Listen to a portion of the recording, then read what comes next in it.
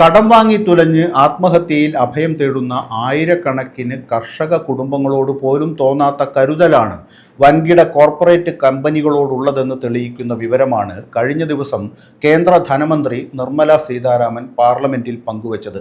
കഴിഞ്ഞ 10 സാമ്പത്തിക വർഷത്തിനിടെ ബാങ്കുകൾ എഴുതിത്തള്ളിയ കോർപ്പറേറ്റ് വായ്പകളുടെ വലിപ്പം 16.35 ലക്ഷം കോടി രൂപയാണെന്നാണ് കേന്ദ്ര ധനമന്ത്രി പാർലമെന്റിൽ അറിയിച്ചത്. നരേന്ദ്രമോദിയുടെ നേതൃത്വത്തിലുള്ള BJP സർക്കാർ അധികാരത്തിൽ വന്നതിന് ശേഷം 2014-15 58,786 കോടി രൂപയുടെ നിഷ്ക്രിയ ആസ്തികൾ എഴുതിത്തള്ളിക്കൊണ്ടാണ് കോർപ്പറേറ്റ് പ്രണയം തുടങ്ങിയത്. 2018-19 സാമ്പത്തിക വർഷത്തിലാണ് ഏറ്റവും കൂടുതൽ തുകയായ 2,36,265 കോടി രൂപ എഴുതിത്തള്ളിയത്. 2023-24 കാലയളവിൽ 1,70,270 കോടി രൂപയുടെ കിട്ടാക്കടങ്ങൾ ബാങ്കുകൾ എഴുതിത്തള്ളി. റിസർവ് ബാങ്കിന്റെ മാർഗനിർദ്ദേശങ്ങളും ബാങ്കുകളുടെ ബോർഡുകൾ അംഗീകരിച്ച നയവും അനുസരിച്ച് 4 വർഷം പൂർത്തിയാവുമ്പോൾ പൂർണ്ണമായ പ്രൊവിഷനിംഗ് നടത്തിയിട്ടുള്ളവ ഉൾപ്പെടെയുള്ള നിഷ്ക്രിയ ആസ്തികൾ ബാങ്കുകൾ എഴുതിത്തള്ളുമെന്ന് ധനമന്ത്രി നിർമ്മല സീതാരാമൻ ലോക്സഭയിൽ നൽകിയ മറുപടിയിൽ പറഞ്ഞു. 2024 ഡിസംബർ 31 RBI ഡാറ്റ പ്രകാരം ഷെഡ്യൂൾഡ് വാണിജ്യ ബാങ്കുകളിൽ വായ്പ തിരിച്ചടയ്ക്കാത്ത 29 കമ്പനികളുണ്ടെന്നും അവയെ NPA-കളായി തരംതിരിച്ചിട്ടുണ്ടെന്നും അവയിൽ ഓരോന്നിനും 1000 കോടി രൂപയോ അതിൽ കൂടുതലോ കുടിശ്ശികയുണ്ടെന്നും സീതാരാമൻ കൂട്ടിച്ചേർത്തു. ഈ അക്കൗണ്ടിലെ ആകെ കുടിശ്ശിക 61,027 കോടി രൂപയാണെന്ന് നിർമ്മല സീതാരാമൻ സമ്മതിച്ചു. ലഭ്യമായ വിവിധ വീണ്ടെടുക്കൽ സംവിധാനങ്ങൾ ഉപയോഗിച്ച് വായ്പക്കാർക്കെതിരെ ആരംഭിച്ച വീണ്ടെടുക്കൽ നടപടികൾ ബാങ്കുകൾ തുടരുമെന്നാണ് അവർ പറഞ്ഞതെങ്കിലും കഴിഞ്ഞ 10 വർഷത്തിനിടയിൽ വെറും 11% മാത്രമാണ് തിരിച്ചടവ് എന്നാണ് കണക്കുകൾ സൂചിപ്പിക്കുന്നത്. നിഷ്ക്രിയ ആസ്തികൾ എന്നത് വായ്പ നൽകുന്നയാൾക്ക് വരുമാനം ഉണ്ടാക്കുന്നത് നിർത്തിയ വായ്പകളെയോ മുൻകൂർ വായ്പകളെയോ ആണ് സൂചിപ്പിക്കുന്നത്. ലളിതമായി പറഞ്ഞാൽ കടം വാങ്ങുന്നയാൾ ഒരു നിശ്ചിത കാലയളവിലേക്ക് സാധാരണയായി 90 ദിവസങ്ങളിൽ കൂടുതൽ പലിശയോ മുതലോ തിരിച്ചടയ്ക്കുന്നതിൽ പരാജയപ്പെട്ട വായ്പകളാണ് ഇവ.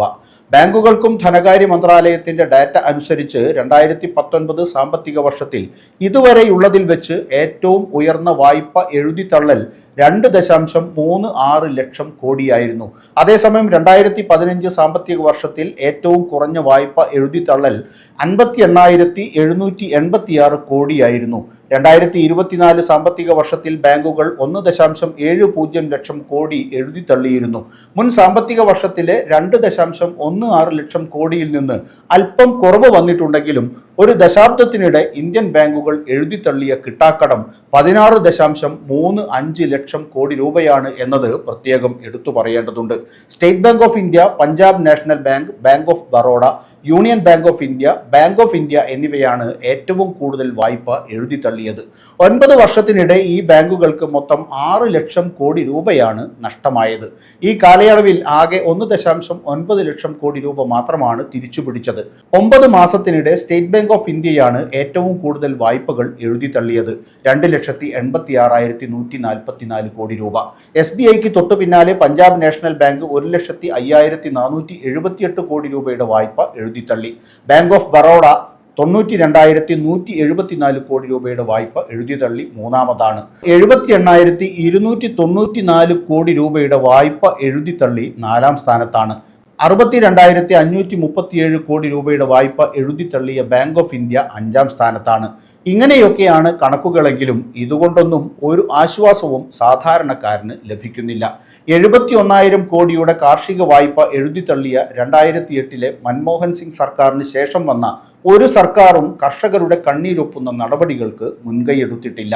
അതുകൊണ്ട് തന്നെ അവർ കാലങ്ങളായി തെരുവിൽ സമരത്തിലുമാണ്. ബാങ്കുകളിൽ നിന്നും വായ്പയെടുത്ത് മുങ്ങിയ കോടീശ്വരന്മാരെ നാട്ടിലെത്തിക്കാൻ പോലും മോദി സർക്കാരിന് കഴിഞ്ഞിട്ടില്ല. അവരൊക്കെ വിദേശത്ത് ആടിപ്പാടി കഴിയുകയാണ്. അത്തരക്കാരുടെ ലോണുകൾ എഴുതിത്തള്ളാനാണ് സർക്കാർ വ്യഗ്രത കാണിക്കുന്നത്. ഓണം പിറന്നാലും ഉണ്ണി പിറന്നാലും കോരന് കഞ്ഞി കുമ്പിളിൽ തന്നെ.